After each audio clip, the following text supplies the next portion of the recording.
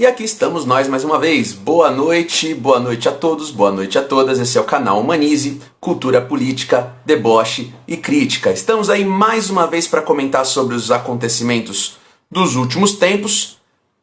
E me permite o nosso querido amigo Leandro Megna, que está chegando aí. E lá vem o homem aí. Boa noite, Leandro. Como é que o senhor tá, bicho? Agora foi, né? Agora foi. Para variar um pouco, estamos com problemas técnicos aqui na nossa plataforma do Instagram. Ô, Zuckerberg, o senhor não assiste o canal Humanize, não, bicho? Não tá vendo dar problema? Eu vou telefonar para ele essa semana Deve ser e resolver essa bolsonarista. parada. Deve ser bolsonarista, esse Então. filho da puta. Certeza, tem a cara. Ele deve votar no Novo. Então aqui estamos nós mais uma vez para falar sobre alguns dos acontecimentos mais relevantes que aconteceram na política brasileira dessa semana. Acontecimentos que aconteceram, ficou feio, né? Mas enfim, não dá para voltar. E eu escolhi falar a respeito de um assunto que muitos de vocês aí devem ter ouvido, sobre decisões que estão para ser tomadas. Nessa foi uma semana importante para o governo brasileiro. Algumas questões importantes entraram em discussão, em debate, né? E duas foram as mais marcantes aí. Nada 100% definido, mas uma parece que já está caminhando bem, que é a escolha, né, do novo ministro do STF para substituir o Celso de Mello, que se aposenta essa semana que entra. Mas vamos ver se a gente comenta mais sobre isso numa próxima, talvez na semana que vem, né, quando a gente tiver isso um pouco mais concreto, apesar de que parece que vai ser aquele lá mesmo, né, indicado pelo Centrão, o Cássio, mas vamos ver no que vai acontecer. Eu quero falar a respeito de uma outra situação que também não está definida, a gente não sabe se vai fechar assim. Aliás, eu apostaria assim, bem tranquilamente, que não vai ser a decisão final desse governo, mas estar sendo cogitado o que está sendo já revela, né, alguns elementos importantes que a gente pode refletir um pouco e fazer algumas análises, algumas comparações com a nossa história, enfim, né, com a nossa história pitoresca no nosso país. Bom, eu estou falando do Renda Cidadã. Algumas semanas atrás, o presidente Bolsonaro chegou numa live dele lá, né, igual a nossa aqui, né, só que a dele tem um pouquinho mais de gente escutando, e ele falou assim: olha, no meu governo está proibido até 2022 essa história, né, a palavra Renda Brasil. O programa, né, de assistencialismo, que seria bandeira, né, social do governo Bolsonaro, especialmente depois que, por conta do auxílio emergencial, ele percebeu, né, o gostinho que uma medida como essa pode ter para a popularidade de um presidente, principalmente no momento em que ela vinha caindo vertiginosamente. O Ministério da Economia, né, o Paulo Guedes, o Ministério do Planejamento, enfim, começaram a quebrar a cabeça, brigar, bater os dados para tentar construir um programa de assistencialismo que substitua o Bolsa Família e retire essa memória petista, né, de uma ferramenta tão importante para angariar apoio popular, já pensando nas eleições de 2022. Foi aí que pensou-se na ideia do Renda Brasil e surgiu um problema que até agora não parece apontar solução, que é: da onde tirar dinheiro para fazer esse programa? O Renda Brasil, que foi até, né, cancelado, o presidente bateu na mesa, não vai ter mais nada, é Bolsa Família, fica do jeito que tá, porque isso não tem solução, então já não quero tocar mais no assunto. Mas dias depois dessa declaração do presidente, o Ministério da Economia apareceu de novo, falando agora de um Renda Cidadã. Obedeceu o chefe, né? Não fala mais de Renda Brasil, trocou de nome, agora é Renda Cidadã, então pode continuar falando. Parece que existe uma briga aí entre ministérios e provavelmente alguma exigência do chefão, né, do Bolsonaro, para se criar uma saída para um problema que, cara, simplesmente não tem solução razoável. Como criar um programa de assistencialismo que substitua o Bolsa Família, amplie os alcances do Bolsa Família atual, que desde a gestão Michel Temer vem perdendo espaço, né, com a justificativa da crise, mas a gente sabe, né, que está muito além da crise econômica, mas enfim, e que também acabe cobrindo o buraco que o fim do auxílio emergencial vai acabar gerando daqui a alguns meses, quando essa ajuda de R$300 que está começando agora em setembro, outubro, o Leonel puxou o meu ring light. Eu vou ajustar. Legal, Leonel, você é 10.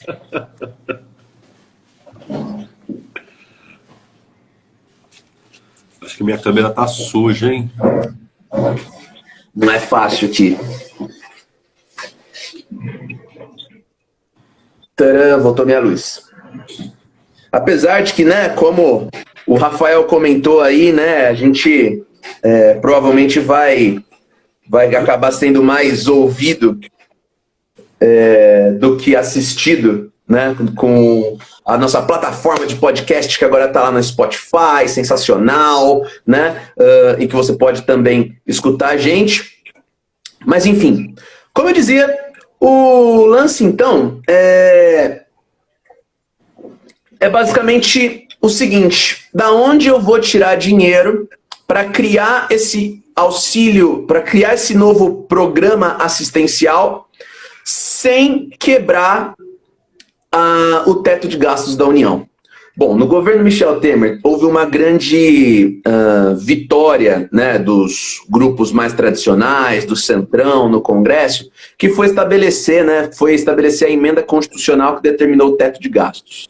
A gente já falou disso em vários momentos. Basicamente, o teto de gastos é uma medida de saúde orçamentária que proíbe o Brasil, nos próximos 20 anos, de ampliar os seus gastos em relação ao orçamento do ano anterior. Ou seja, o Brasil não pode ampliar gastos com medidas, enfim, de nenhuma natureza, pelo limite dos próximos 20 anos,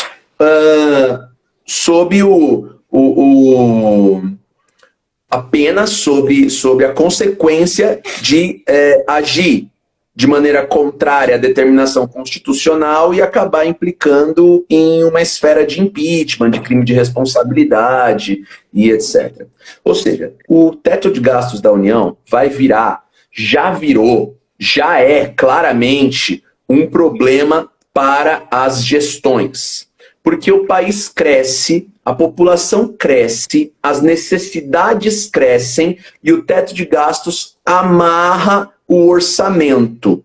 O teto de gastos, cada dia que passa, vai acabar mostrando que aqueles analistas que falaram que é simplesmente impossível respeitar essa decisão estão corretos. E o Bolsonaro já tá sendo assim, logo nos primeiros momentos de atuação dessa decisão do teto de gastos, mostrando que realmente vai ser muito difícil.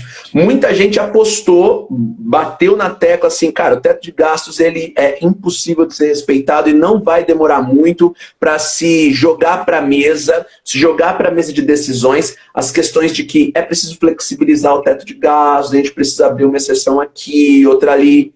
Isso já está aparecendo.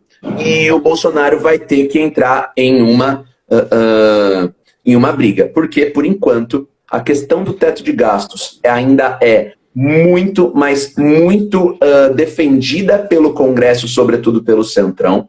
É muito delicado tocar nesse assunto, né? É muito difícil você simplesmente sugerir que se volte atrás nessa decisão, porque ela teve amplo apoio popular de muita gente, inclusive pessoas que, né, inicialmente acharam que realmente era uma ótima ideia, porque parece realmente algo muito interessante. Olha, o Brasil não pode gastar mais dinheiro do que arrecada. E aquela ideia, né, que muita gente tem de que a economia de um país se gerencia da mesma maneira que a economia da nossa casa, né, até pelos exemplos que são dados muitas vezes pelos próprios governantes, não só o Bolsonaro não, o Lula fazia isso bastante também, reforçam essa ideia. Olha, a política econômica, a política financeira de um Estado, a gente gerencia igual a gente faz aqui as contas da nossa casa no fim do mês, pegando o nosso salário, etc. E é claro que é saudável não gastar mais do que se arrecada. Realmente isso é verdadeiro, mas não quer dizer que de fato nós não seja interessante para o Brasil em todos os aspectos estabelecer controles tão rígidos que engessam os investimentos e permitem no longo prazo o crescimento econômico do país. Isso está já começando a cobrar o seu preço, e o primeiro grande desafio para a sustentação dessa lógica de teto de gastos já está sendo a construção de um programa de assistencialismo chamado Renda Cidadã, Renda Brasil, Novo Bolsa Família, como você queira. Sem ideia de da onde vamos tirar essa grana para fazer o Renda Cidadã agora, cada semana que passa vem uma proposta nova de magia com os números. Vem um novo coelho a ser tirado da cartola. E o dessa semana foi particularmente, vamos chamar de polêmico. Pois é, a equipe econômica do governo trouxe ali uma sugestão e está fazendo o de sempre, aquilo que nós já estamos acostumados, aquilo que já não deveria mais irritar, incomodar, causar nervosismo na gente, porque desde 1º de janeiro de 2019, essa tem sido a estratégia do governo. Tem uma ideia mirabolante, joga pra galera. Vê qual é a reação das pessoas. E em caso de uma rejeição muito absurda, volta atrás, finge que não aconteceu nada e fala, não, eu estava só pensando, pelo menos eu estou pensando em alguma coisa. E vocês da oposição que não dão ideia nenhuma, e essa tem sido a estratégia, né? Certamente vai ser o que vai acontecer, né? Aí a gente vê se depois eu acertei na mosca ou se eu vou pagar a língua. A questão da CPMF, né, que a Bela falou, foi um exemplo, né, da semana retrasada, enfim, do último mês, que vinha assim, sendo mais cogitada, mas é sempre, né? Tocou no assunto CPMF, já é uma bola morta, a rejeição é gigantesca, isso foi deixado de canto. Se a CPMF criar um novo imposto sobre operações financeiras não é uma opção, da onde tiraram uma proposta de renda extra? Duas questões. A turma foi, né, a imprensa, tal, a sociedade brasileira foi surpreendida com uma proposta de, chamaram assim, contabilidade criativa, apresentada pela equipe econômica do governo. Vamos tirar dinheiro de dois fundos. Primeiro, vamos estabelecer um desvio de até 5% do Fundeb para o auxílio, né, para esse programa que talvez se chame Renda Cidadã. Gente, o que significa 5% do Fundeb? A gente fez uma live, né, a gente fez um programa recentemente falando sobre a vitória, né, na verdade estava para ser votado, daí foi aprovado, né, da PEC que ia definir o Fundeb, né, o orçamento do Fundeb para o futuro, que foi a... Cadê? A PEC 26 de 2020. Ela foi aprovada no mês de agosto e ampliou o investimento obrigatório mínimo da União em educação, que era de 10% do orçamento, para 23%. Né? Isso foi uma grande vitória. E a gente discutiu um pouco sobre isso aqui, né? 23 não, gente, 26% a participação da União no financiamento desse fundo para o desenvolvimento da educação básica. Então, nós ampliamos, né? Houve uma decisão que ampliou a capacidade de investimento do governo em educação, para esse fundo que sustenta a educação, sobretudo a educação básica no país, e 5% desse orçamento seria desviado. O que isso significa em números? De acordo com alguns estudos, com alguns cálculos que foram feitos aqui, esse 5% do Fundeb pode significar a retirada de até 8 bilhões de reais por ano do fundo destinado ao desenvolvimento da educação básica, o que prejudicaria quase 3 mil municípios, mais da metade dos municípios brasileiros, e 17 milhões de alunos, mais ou menos a metade dos alunos que nós temos na educação pública brasileira. Esses cálculos eles foram apresentados pela instituição Todos pela Educação. Claro que esses cálculos podem estar errados, etc., mas enfim, foram uma das coisas que eu encontrei aqui. Então existe essa possibilidade de um impacto tão assombroso, né? 8 bilhões de reais por ano do desenvolvimento da educação, o que significa, em agosto, você ampliar o investimento da União em educação, em setembro, outubro, você reduzir. Com uma mão você dá, com a outra você tira. Para quê? Para sustentar um outro programa de governo. E por que o Fundeb? É aí que está o pulo do gato. O pulo do gato é, o Fundeb, por ser um fundo de desenvolvimento da educação básica, não está regulado pela PEC do teto de gasto da União. Gente, isso só tem um nome. Isso só tem um nome. Essa malandragem que o governo está tentando fazer é uma pedalada fiscal. É uma pedalada fiscal. É uma malandragem na mão grande, na cara de pau, em plena luz do dia, gritando para todos os lados, acreditando no império do absurdo que se construiu no país, que ninguém vai falar nada e ninguém vai perceber o óbvio ululante. O Fundeb, se isso for aprovado, vai se criar um precedente perigosíssimo. É uma forma de fazer com que a PEC do teto de gastos da União, na prática, não funcione. Você não vai precisar ter a deselegância de sentar com o Congresso e renegociar uma flexibilização do fundo, e ainda vai passar a impressão de que continua respeitando o orçamento, tem responsabilidade fiscal, mas na prática gasta dinheiro de maneira irresponsável. E se você pode fazer isso com o Fundeb para esse programa assistencialista, que tem tudo a ver com a consolidação da popularidade do presidente visando a reeleição, você pode abrir outras brechas para o Fundeb para tudo que o governo precisar de orçamento no futuro. Esse é um ponto já bastante gritante. E é claro que ele incomoda quem se preocupa com o desenvolvimento da nação. É claro que isso incomoda aqueles que estão preocupados com a questão da política educacional brasileira. Mas se tem uma coisa que preocupa mais os congressistas, sobretudo do Centrão, é a outra parte do plano, que tem a ver com os precatórios. O que é o precatório? Além desses 5% do Fundeb, a proposta da equipe econômica é tirar mais uma grana dos precatórios da União. O que é precatório, para quem nunca ouviu falar disso? O precatório é tipo um título de crédito. Todos os anos, milhares de pessoas processam a União por algum motivo, né?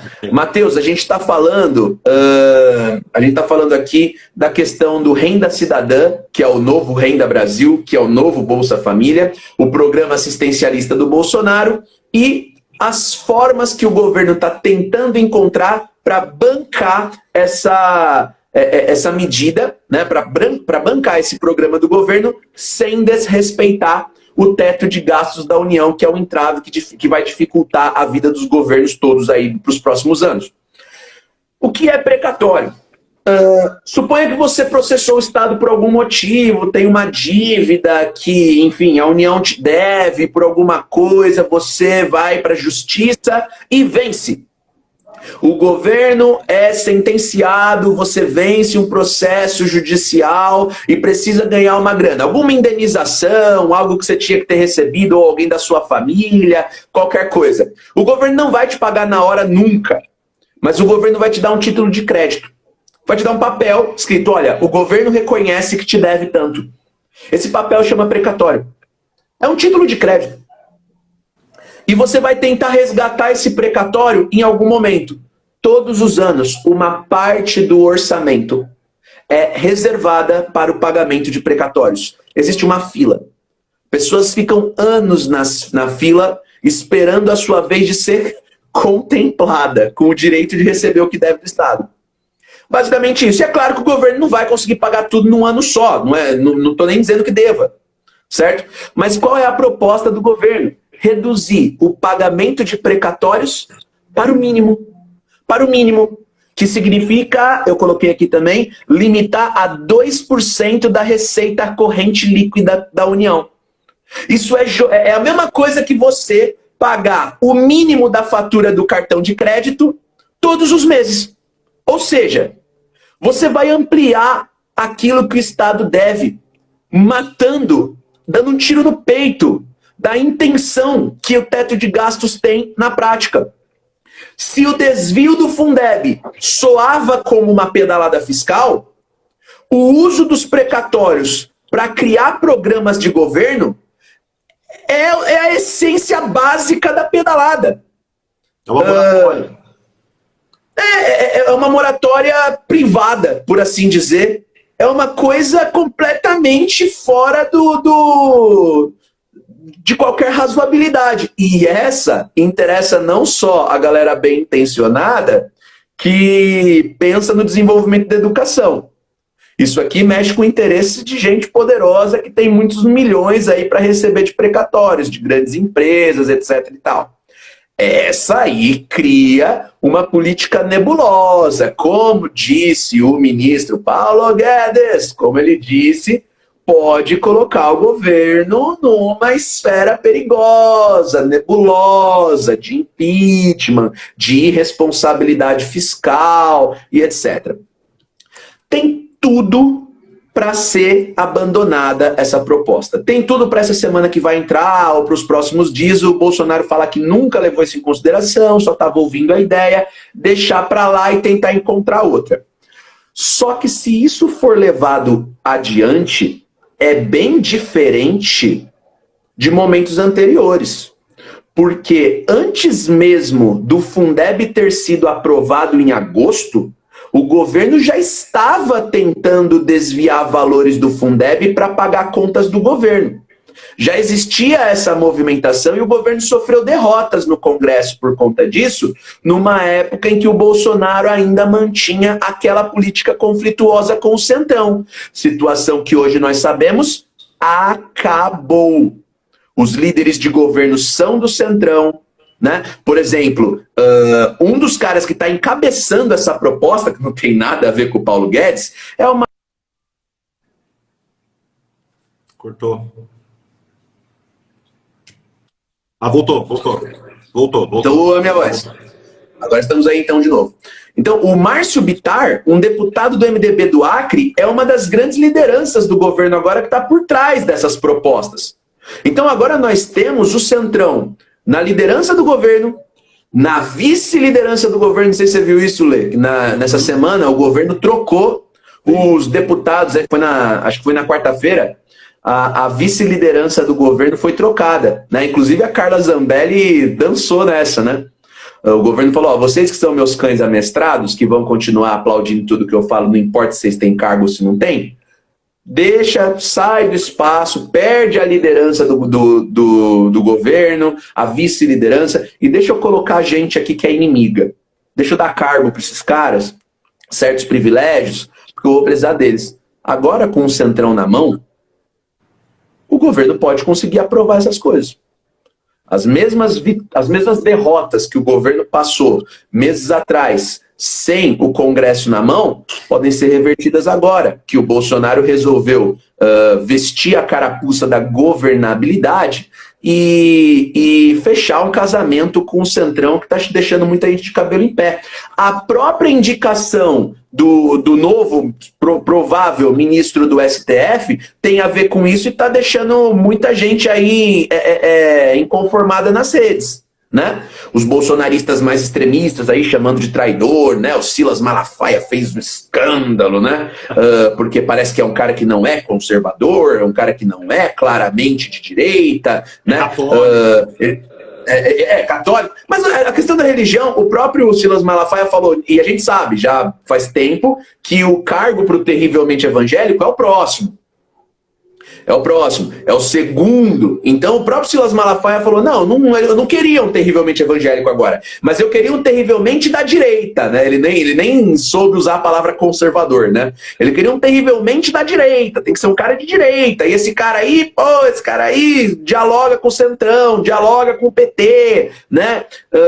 E realmente, né, deixou muita gente de cabelo em pé, porque esperavam que fosse aquele ministro Noronha, esperavam que fosse o próprio Aras, essa galera, né, que estava puxando o saco do presidente há meses e que eram os cogitados para ocupar a cadeira, de repente, na hora H, foram deixados de lado e a solução proposta foi uma daquelas que é mais do mesmo. Um fruto de um diálogo de governabilidade entre o poderoso Centrão, né, ao que parece a única instituição que funciona no Brasil para valer, e o presidente da República. Complicado, porque a gente sabe que esse tipo de coisa não é de hoje, né? Que a Dilma Rousseff... você vai falar isso que eu ia falar. Fala aí, não, pode falar. O próprio Cássio Nunes foi indicado para um tribunal regional federal por Dilma Rousseff. Acho que foi pelo Lula. Posso estar... Foi durante o governo de Dilma Rousseff no Piauí. Ah, tá. Então eu que viajei. Mas que fosse pelo Lula também, né? Então, para os efeitos, né, de quem interpreta essa questão é a mesma coisa, né? E a Dilma Rousseff, como todos nós sabemos, né, acabou sofrendo processo de impeachment por uma política como essa, né, que não é exatamente algo, né, pelo menos no entendimento de muita gente, materialmente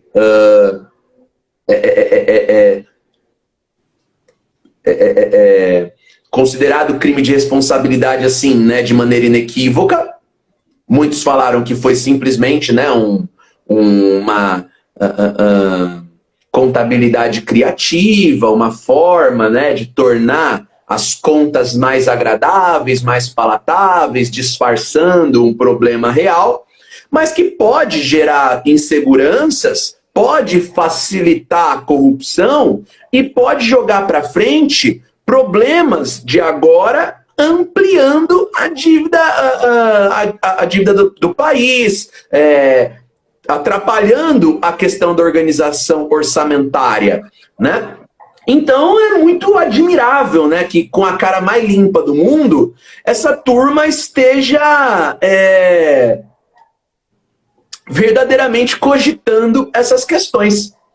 Enfim, e aí, para fazer, né, aquela brincadeira, para fazer aquela jogada de sempre tentar trazer algo da história do nosso país, né, de várias épocas, que dialogam com questões assim, eu pensei em comentar um pouco sobre a figura de um cara que eu até já comentei aqui em outros momentos de maneira mais sutil, e que, como sempre, né, como todas as comparações que eu tento fazer aqui, a ideia não é dizer que é a história cíclica se repetindo, é só uma brincadeira, uma proposta de análise que tenta mostrar de maneira estrutural e, claro, guardados os devidos, né, contextos, as devidas proporções de cada época, fazer uma espécie de história comparada aqui.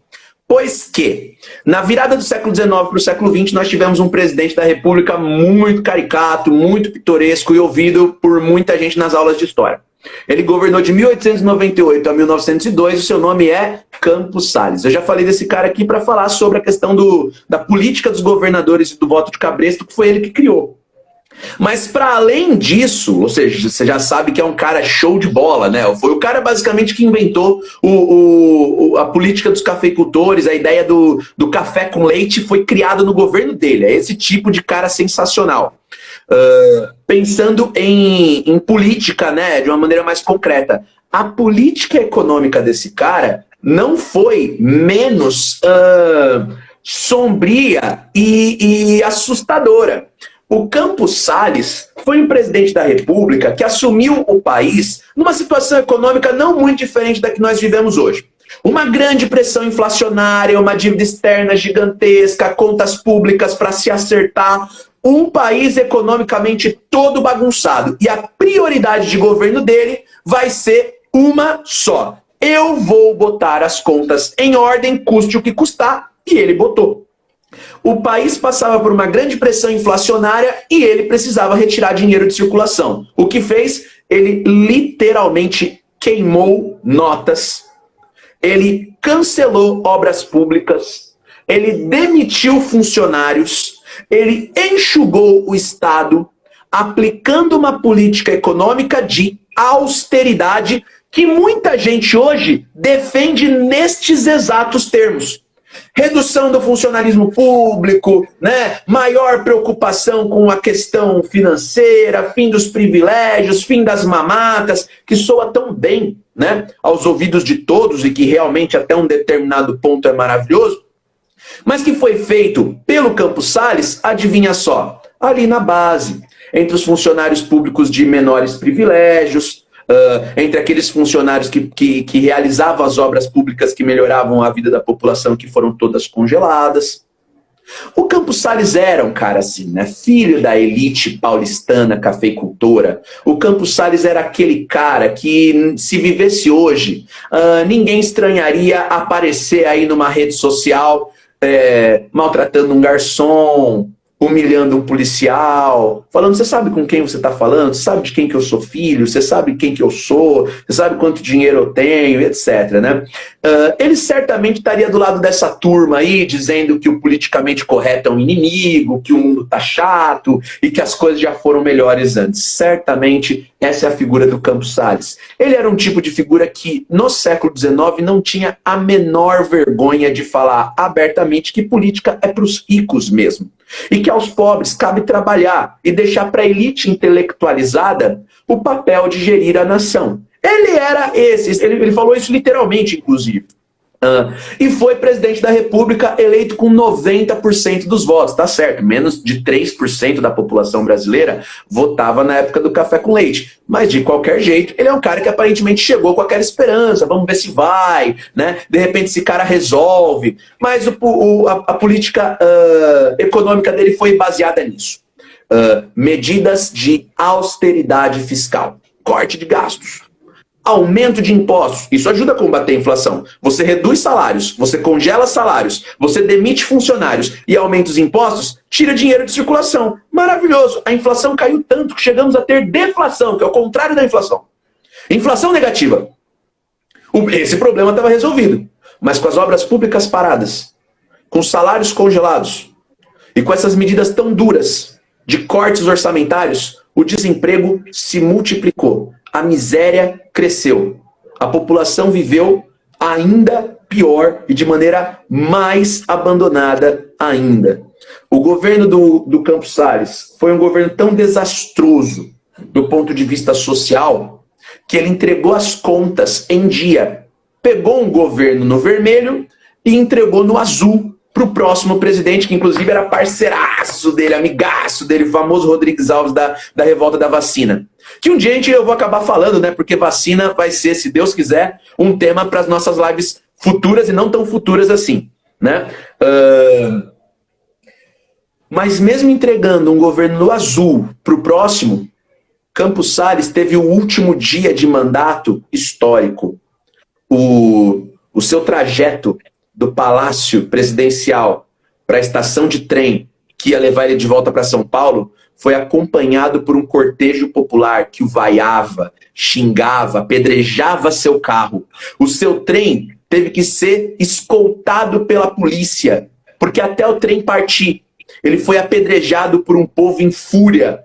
que só estava lá para ter certeza que ele estava realmente indo embora. Esse foi o Campos Salles, uma tragédia social. E o que isso tudo tem a ver com essa política do Bolsonaro, que ele está cogitando, mas que eu acho que ele vai abandonar, que ele vai fingir que nunca pensou, que nunca planejou, na contramão do que ele mesmo disse, não posso tirar dos mais pobres para dar para os paupérrimos. Tirar dinheiro do Fundeb, colocar no tal do Renda Cidadã, cancelar o pagamento de dívidas da União com os precatórios para sobrar dinheiro para suas políticas assistencialistas e populistas e jogar a dívida para frente. Isso faz lembrar uma das coisas mais famosas, mais conhecidas da história aí, dos vestibulares, etc., do governo do Campos Salles, que é o tal do Funding Loan, que foi o quê? Como o Brasil estava com problemas para pagar suas dívidas, o Campos Salles, logo nos primeiros momentos de governo, viajou à Inglaterra e reuniu todos os credores brasileiros. Todos os credores ingleses, os representantes dos bancos para os quais o Brasil devia grana. Ele falou, olha, não tenho como pagar vocês, quero fazer um acordão. Esse acordo ficou conhecido como Funding Loan, foi o primeiro, na verdade, fizeram vários depois desse. Era basicamente o seguinte, o Brasil reconhece que deve e não tem como pagar. Típica moratória, como você tinha dito. Que tal se ao invés de eu pagar as minhas dívidas, vocês me emprestarem mais dinheiro?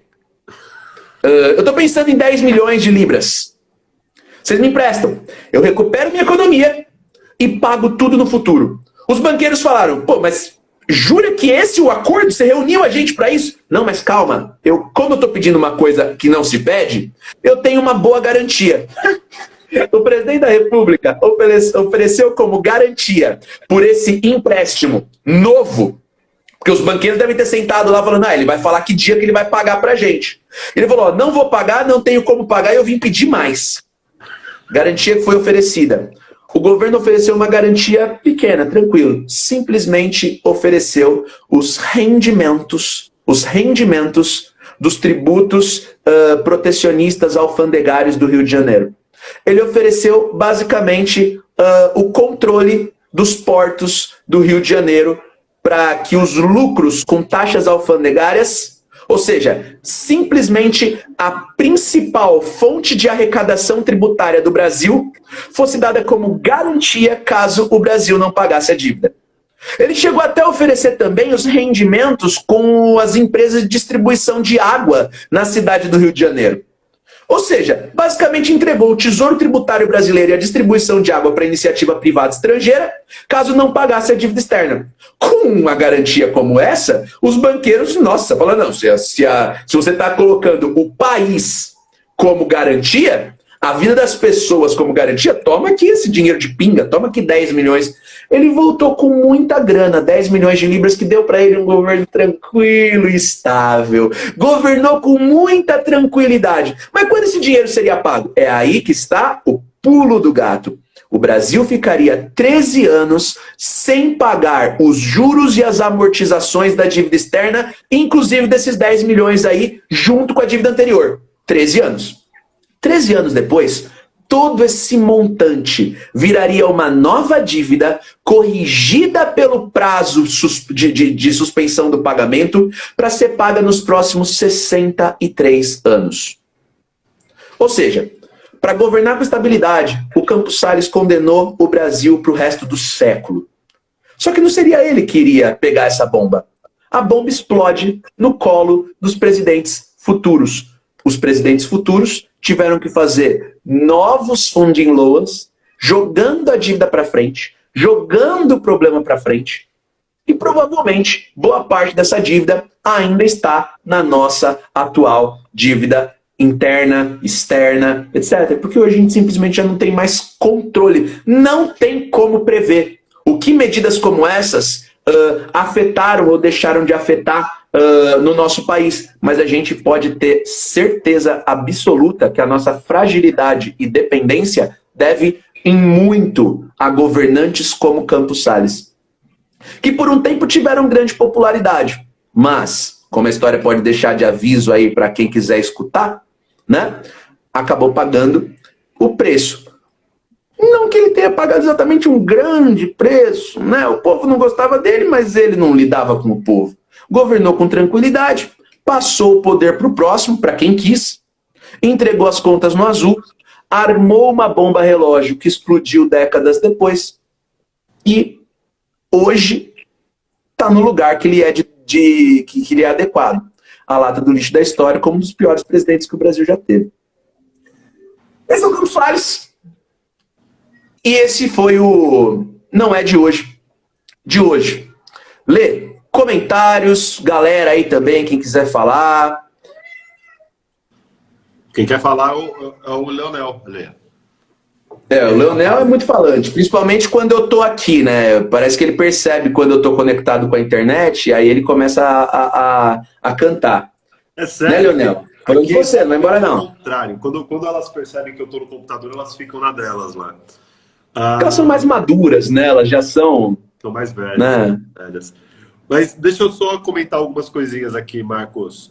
Em relação ao Renda Cidadã, ou Renda Brasil, né? Aliás, eu não entendi, primeiro, qual que é a bronca do Bolsonaro com a palavra, com o nome Renda Brasil.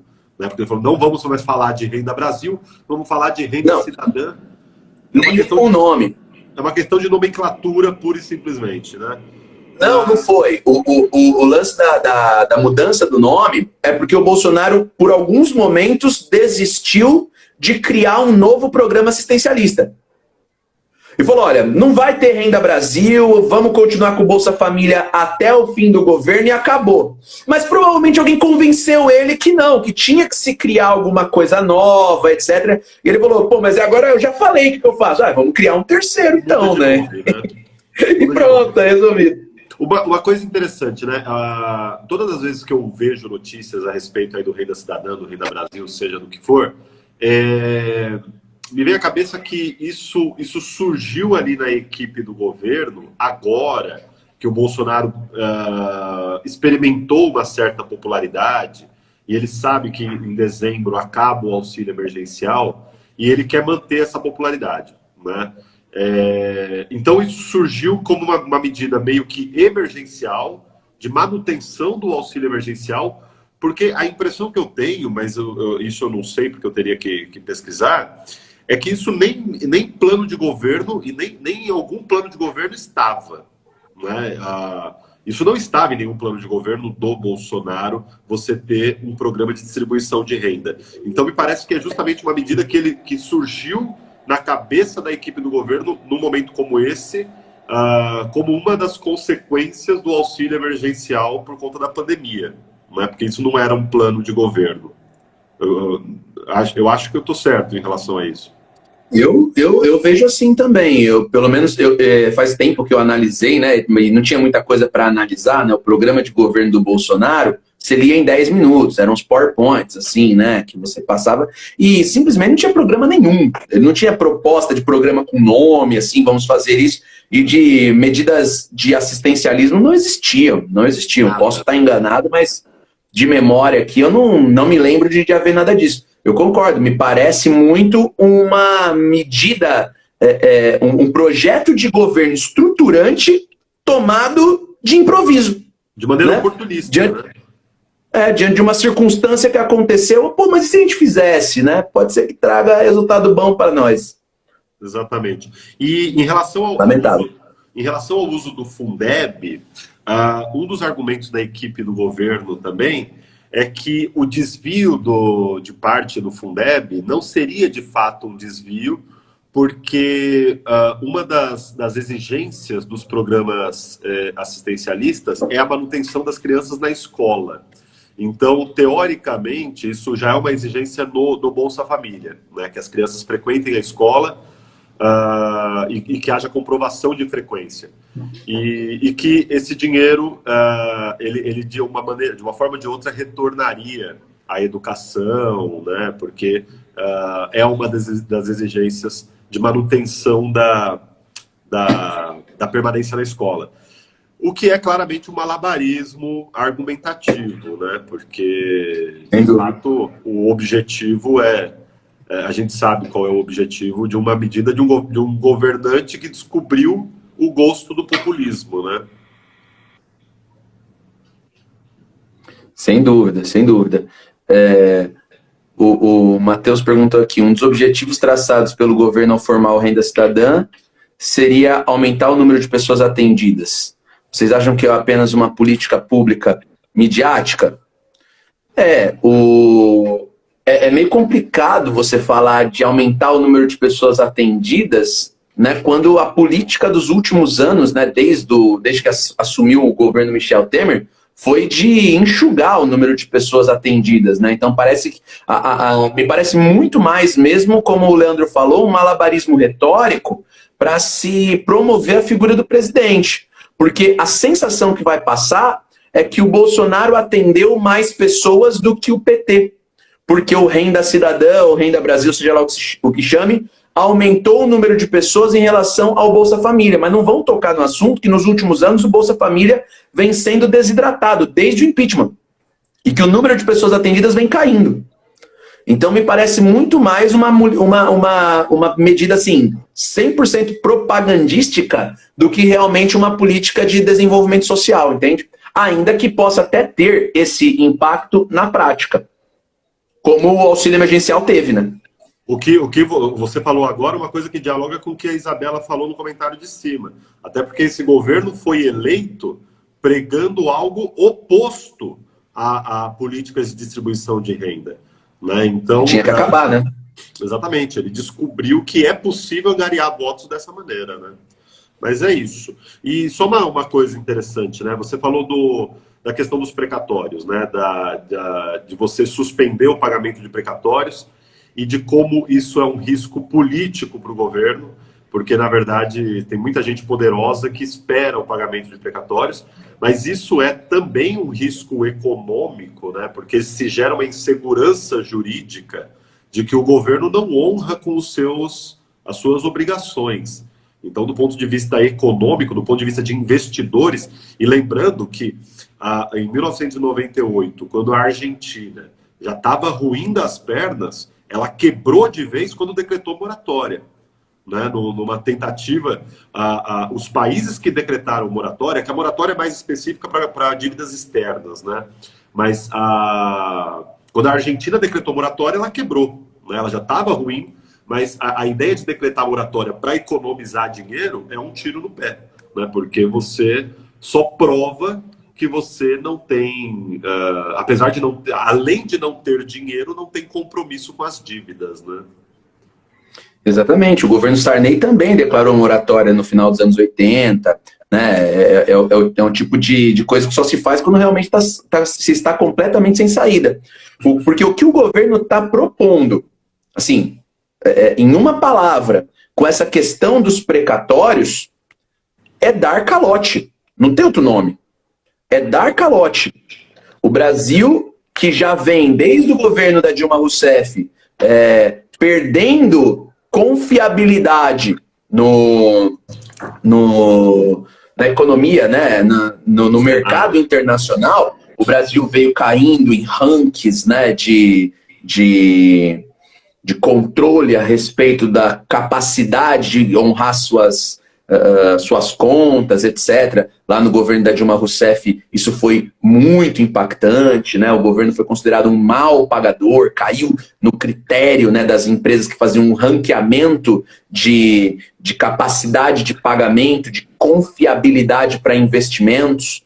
Quando o Brasil toma uma atitude como essa, ele passa uma mensagem para o mundo. Ele passa uma mensagem de que o Brasil não tem a política, o compromisso, a postura de honrar as suas dívidas. Isso faz com que os investimentos caiam e que a possibilidade do Brasil de angariar empréstimos para qualquer que seja a questão seja reduzida, o que exige aumento de juros novamente, e a gente vai voltando para velhos problemas, jogando problemas para frente, né, que um dia vão cobrar a conta, para de repente tentar transformar um governo atual em uma condição, em uma situação mais confortável, etc. e tal. Vamos mal. Perfeito. Acho que é isso então, Lê, dessa primeira parte nossa. Perfeito. A gente vai fazer esse intervalinho então agora, e aí a gente retorna para falar aí de uma questão que a gente começou na semana passada, mas aí surgiu aí um desdobramento dela, né? A semana passada a gente estava falando aí sobre a questão do politicamente correto, surgiu um braço dessa questão, que é a questão dos pronomes neutros. E aí eu falei que, na verdade, esse é um assunto para a gente desenvolver em uma única live, e aí a gente vai fazer isso então na segunda parte. Show! Então a gente para um pouquinho, pega uma água e volta já já. Boa. Até já, gente! Até 5 minutinhos.